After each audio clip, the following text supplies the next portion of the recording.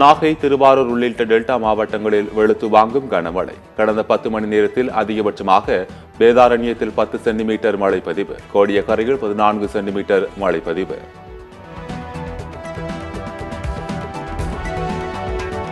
மணிப்பூரில் ஆளும் பாஜக அரசுக்கு அளித்து வந்த ஆதரவை வாபஸ் பெற்றது தேசிய மக்கள் கட்சி. இன கலவரத்தை தடுக்கும் முயற்சிகள் பிரேம்சிங் தலைமையிலான பாஜக அரசு முழு தோல்வி என குற்றச்சாட்டு. மணிப்பூர் பற்றி எறிவதையே ஆளும் பாஜக விரும்புகிறது. மீண்டும் வன்முறை பரவுவதை சுட்டிக்காட்டி காங்கிரஸ் தலைவர் மல்லிகார்ஜுன கார்கே குற்றச்சாட்டு.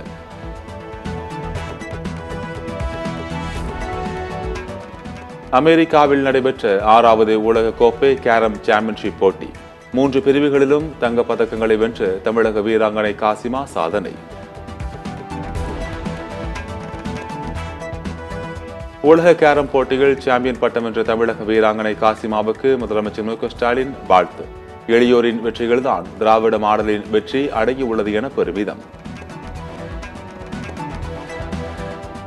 இன்னும் ஒரு ரெய்டு நடந்தால் அதிமுகவை பாஜகவுடன் இபிஎஸ் இணைத்து விடுவார் என உதயநிதி விமர்சனம். ரெய்டு எங்களுக்கு வராது, திமுகவுக்கு தான் வரும் என உதயநிதி ஸ்டாலினுக்கு எடப்பாடி பழனிசாமி பதிலடி. மக்களின் வரி பணத்தை விரயம் செய்து 82 கோடி ரூபாய் மதிப்பில் பேனா நினைவு சின்னம் தேவையா? நினைவிடத்தில் 2 கோடி ரூபாய் மதிப்பில் நினைவு சின்னம் வைத்தால் போதாதா என எடப்பாடி பழனிசாமி கேள்வி. நவம்பர் 30ஆம் தேதி வரை பயிர் காப்பீடு செய்யலாம். தமிழக அரசு கோரிக்கையை ஏற்று மத்திய அரசு அறிவிப்பு.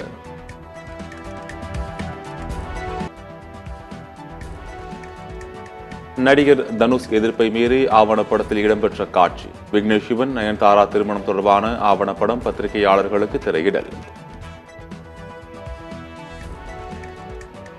பயங்கரவாதம், பிரிவினைவாதம் உள்ளிட்ட சவால்களை தடுக்க இணைந்து பணியாற்றுவோம்.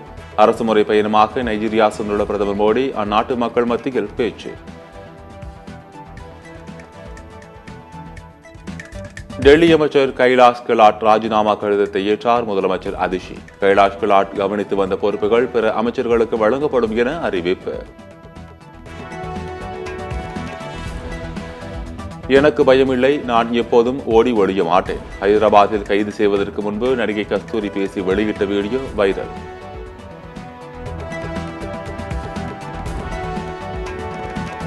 புதுச்சேரியில் 2026 சட்டமன்ற தேர்தலில் பாஜக தனித்து போட்டியிட முடிவு. பக்கபலமாக லாட்டரி அதிபர் மார்டின் மகனை களத்தில் இறக்க திட்டம்.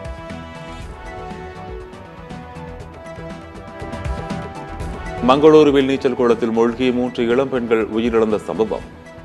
பாஸ்கோ பீச் விடுதிக்கு சீல் வைத்த அதிகாரிகள். ஜப்பானில் சக்தி வாய்ந்த நிலநடுக்கம். ரிக்டர் அளவுகோலில் 6.1 பதிவு.